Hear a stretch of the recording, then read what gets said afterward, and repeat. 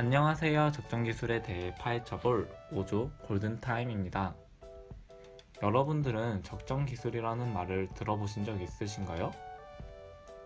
적정기술이라고 하면 몇몇 예시들이 가장 먼저 떠오르실 겁니다.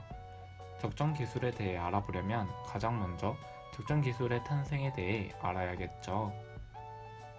적정기술의 정의는 영국의 경제학자 에른스트 슈마허에 의해 탄생했습니다. 슈마허의 뜻을 이어받은 개발진들은 중간 기술을 열등한 기술로 오해할 소지가 있다 판단하여 적정 기술이라고 명명하고 이후에 여러 적정 기술들을 발명해내게 되죠. 이렇게 의미도 좋고 기술도 뛰어난 적정 기술은 모두에게 환영받지만 이는 그리 오래가지 못하게 됩니다. 적정 기술은 생각보다 여러 문제점들이 있었기 때문이죠. 이 문제점에 대해 하나씩 알아봅시다. 첫 번째, 선진기술이 접목된 적정기술은 한계가 있었습니다. 공여국에서 개발된 적정기술에는 다양한 기술이 접목되어 있었는데요. 여러 기술이 모여 탄생한 적정기술은 빈곤국의 사람들에게 전해지면서 삶의 질을 높일 수 있을 것이라 예상되었습니다. 하지만 여기에 생각지도 못한 문제가 있었습니다. 빈곤국의 기술을 전해주는 건 좋지만 이 기술은 공여국인 선진국과 기술력 차가 큰 바람에 유지하고 개발할 인력이 부족하다는 점이 부각됩니다. 이 문제점들은 결국 구멍이 되는데 이 점을 보완할 교육마저도 제대로 이루어지지 않아 적정기술은 휘청거리게 됩니다. 두 번째로는 적정기술은 개발자 중심적인 기술이라는 면이 있었는데요. 개발자의 입장에서만 바라보았기에 정작 현지 주민들이 가장 필요로 하는 기술과는 동떨어진 전혀 다른 기술을 발명하게 되었죠. 그 예시로 아프리카에 지원되었던 플레이 펌프가 있습니다. 어린이들이 놀면서 놀이기구의 회전축을 돌리면 아래 펌프에서 물이 올라와 수도꼭지를 틀면 물이 나오는 아주 기발한 물건이었는데요. 플레이 펌프는 2000년에 월드뱅크로부터 월드뱅크 디벨롭먼트 마켓 플레이스 어워드를 수상하고 빌 클린턴 재단과 케이스 파운데이션으로부터 지원을 받으며 2010년까지 1000만 명을 위해 4000기가 설치될 예정이었습니다. 하지만 이렇게 승승장구할 줄만 알았던 플레이 펌프에도 문제가 발견되는데 이 놀이기구는 시간이 지날수록 아이들의 체력이 고갈되는 단점이 있었고 그저 돌리기만 하는 반복 운동이라 금방 흥미가 떨어진다는 단점이 있었습니다. 참고로 마을 주민 2,500명에게 하루 필요한 만큼의 물을 제공하기 위해선 아이들이 27시간 동안 놀이기구를 이용해야 했습니다.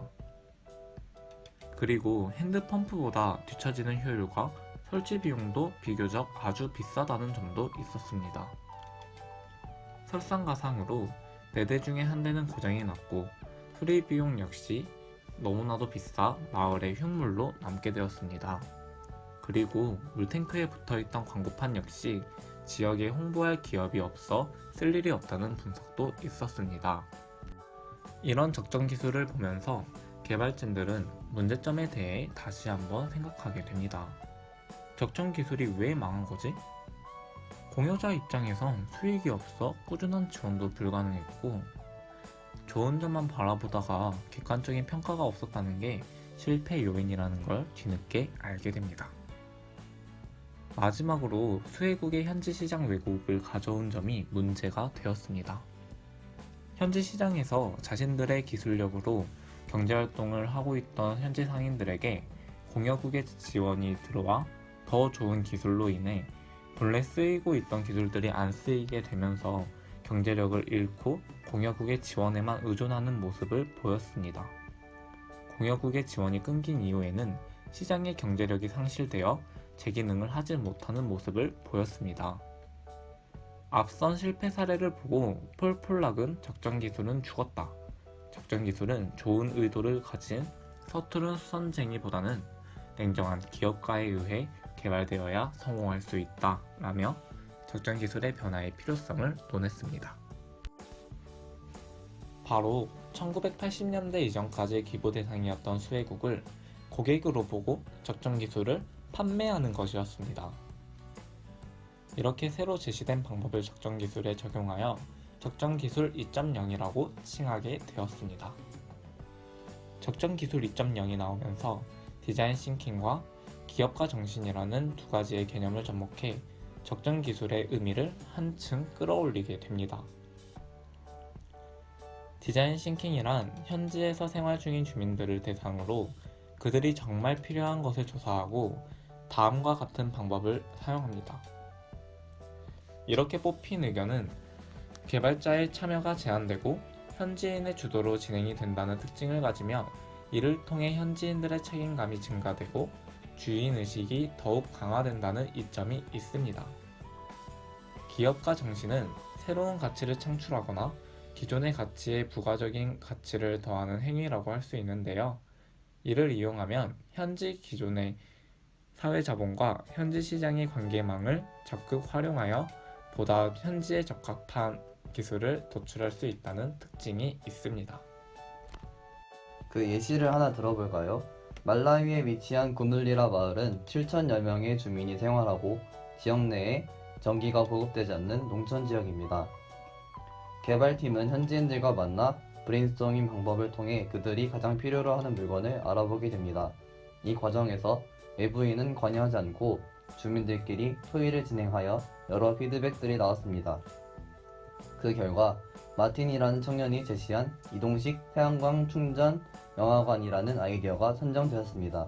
그는 받은 지원금을 DVD 플레이어를 구매하는 데 사용했고 용량이 작은 태양광 충전 세트와 TV를 빌려 작은 영화관 사업을 시작했습니다.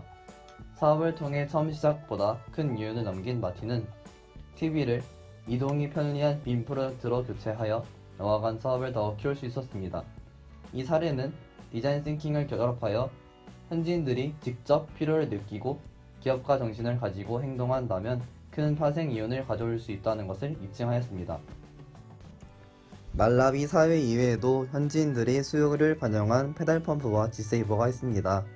페달펌프는 현지 주민들이 금액을 지불하고 개발자와 기술자에게 수익이 돌아가면서 모두가 이윤을 얻었습니다. 페달펌프는 전 세계에 300만 대가 팔렸다고 합니다. 다른 예시로 지세이버는 2009년 국내 김만갑 교수가 몽고에서 봉사활동 하던 도중 몽골의 추위와 매연 문제를 보고 현지인들의 수요를 파악하여 개발한 난방기구입니다. 연료비 절감과 대기 오염물질 배출량이 현저하게 줄어든 것을 확인할 수 있었습니다. 그리고 연료비 절감을 통해 조금 더 경제적으로 여유로운 생활을 할 수 있었습니다. 2011년 한 해 동안 15억 원의 비용과 8,000톤의 석탄 사용을 줄일 수 있었습니다. 국네이버스는 몽골의 굿쉐어링이라는 지세이버 제작 공장을 설립하여 몽골인에게 일자리를 제공하였습니다.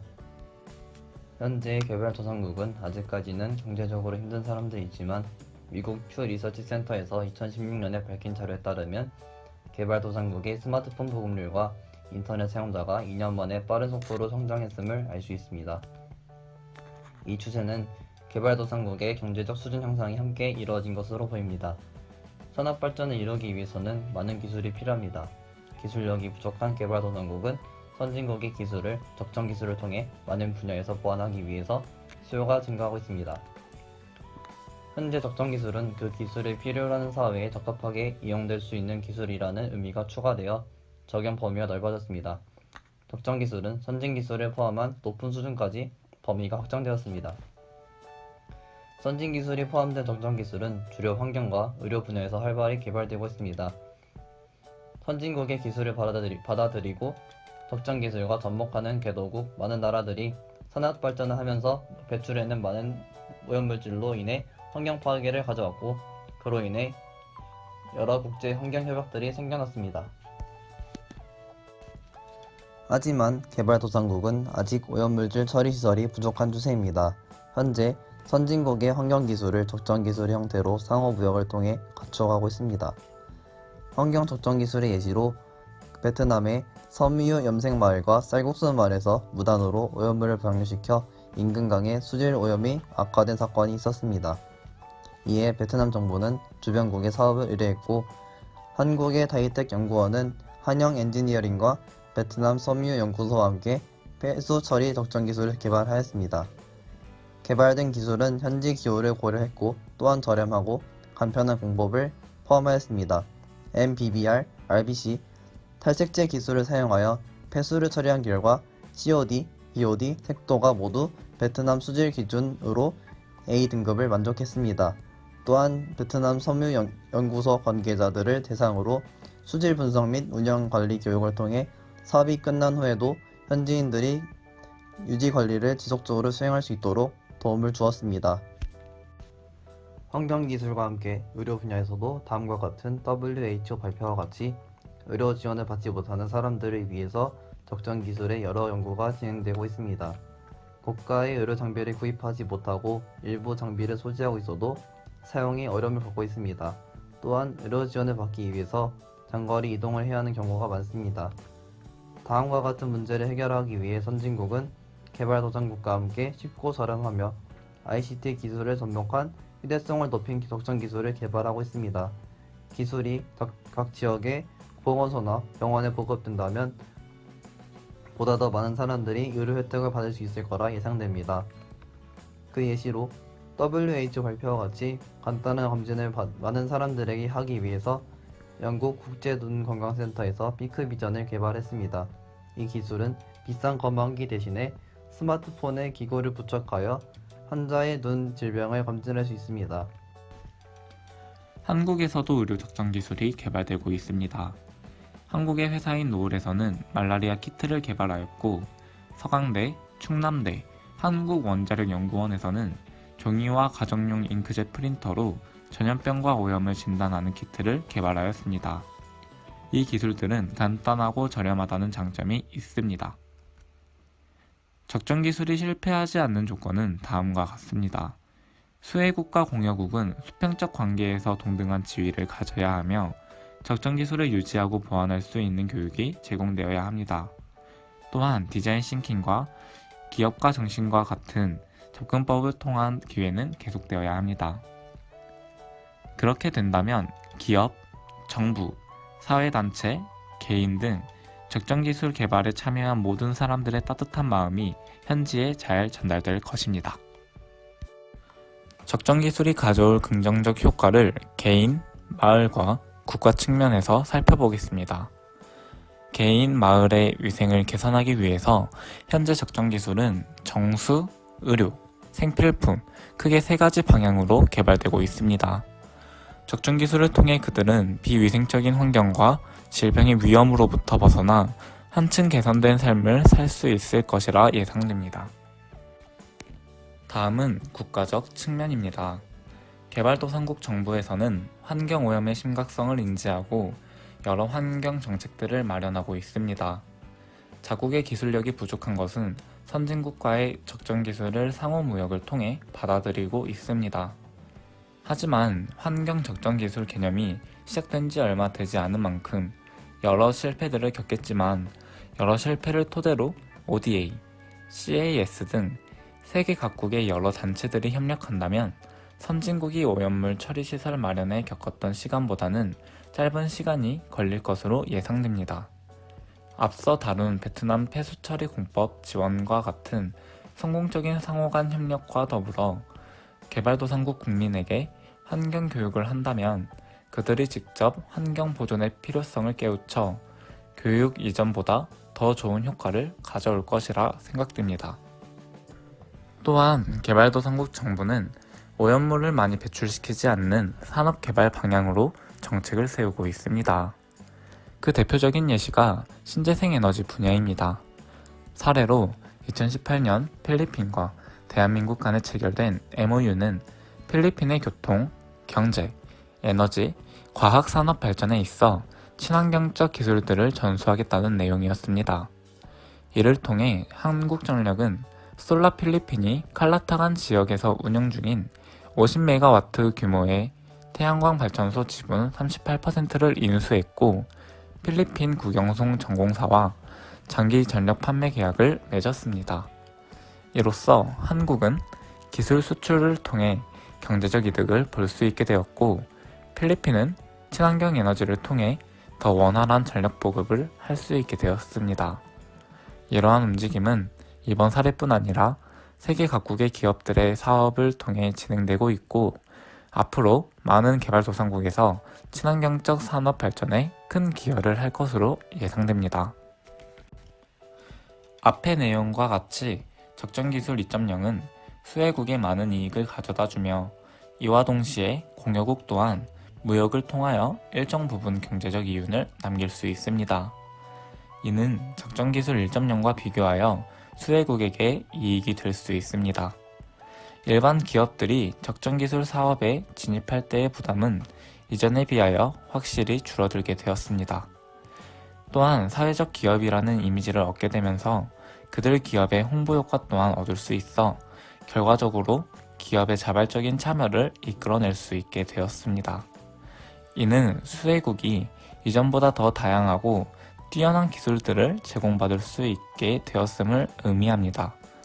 결과적으로 선진국의 지속적인 적정기술 2.0 개발은 수혜국만의 이익이 아닌 양 국가 간에 서로 윈윈하는 관계가 될 것입니다.